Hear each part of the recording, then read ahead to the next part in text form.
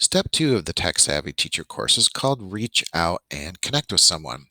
And the broad scale idea of this is about professional learning networks, PLNs, as many people call them, or professional learning communities, PLCs. Now, probably the best type of professional learning network is one that's right within your own school, the colleagues that you work with. But this particular step talks about ways that you can connect with people outside of your school and the broader community, the broader your country, and even the world. So these resources are all guided along those lines. I've put a set of resources here, and of course, I have created a Wakelet of resources as well for you to check out. But some of the recommendations I'd have, if you've never used a professional learning network or social media network, you might want to try or at least check out LinkedIn. And LinkedIn is essentially kind of a professional learning community. It's pretty much uh, limited to just uh, your own kind of interests, so you can find other educators and connect with those educators from across the mile.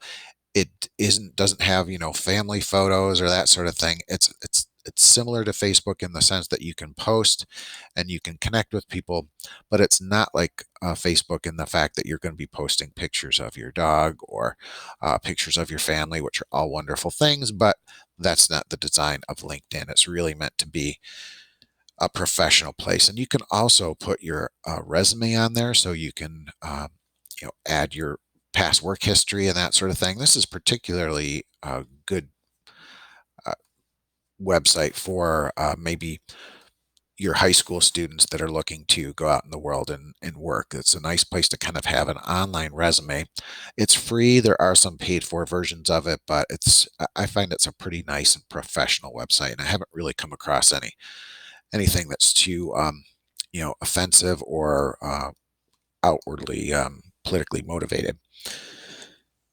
Of course, speaking of politically motivated, Twitter is very politically involved. I'm sure you've probably heard of it, but it is a big part of the fabric of the internet world. And so, again, you may not participate in Twitter at all, but it is kind of nice to at least have an understanding of Twitter. So, if you want, there's a nice food for thought article on Twitter for teachers. There's also Kathy Schrock, if you're not familiar with her work.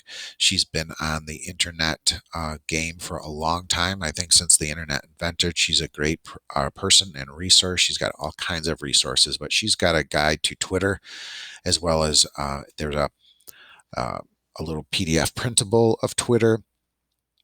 And again, you don't have to participate in a lot of Twitter. Even if you have an account, you can follow things. And even if you put in, you can put hashtag education, hashtag social studies, and you'll get some really pretty good content. So for example, here's Hip Hughes for social studies teachers. If you haven't seen him, you can follow him and follow some of his work. He's pretty active. And, again, you will kind of get a pulse of the world off of Twitter. And again, that can be rather overwhelming and, quite frankly, a little bit scary in some senses. But as you start following people, your Twitter feed will start getting populated with the posts from people you follow, which I find has been really useful and a blessing. But again, just by putting in hashtags of topics that you're interested in, hashtag mathematics, hashtag education, those sorts of things, you start getting, filtered posts and ideas that I think are pretty powerful. And I think you might find it really useful for Twitter again, and you don't have to be super involved with it if you don't want to. Parler is just coming on the scene. It's kind of a competitor to Twitter, or at least part of a social media network that's going to work similar. I haven't found a lot educationally there, so we'll see how that develops. Plurk is another one that's very similar. There's also Gab, Gab. That's, again, very similar to Twitter. You can post, you can follow, but they're very short snippets of information that often link to other good things. A lot of teachers like Pinterest. Pinterest has a lot of kind of do-it-yourself ideas. You can focus on really some, things that are specific to you from social studies, science, math, you name it. And again, a lot of do-it-yourself projects. It's kind of icon-based, very easy to read. So some people really enjoy it. There is kind of a paid for process, especially for education. I believe it's linked into Teachers Pay Teachers. So some of the resources that you find may not be free, but just uh, a lot of teachers I know do like Pinterest. Again, it doesn't have to be just education.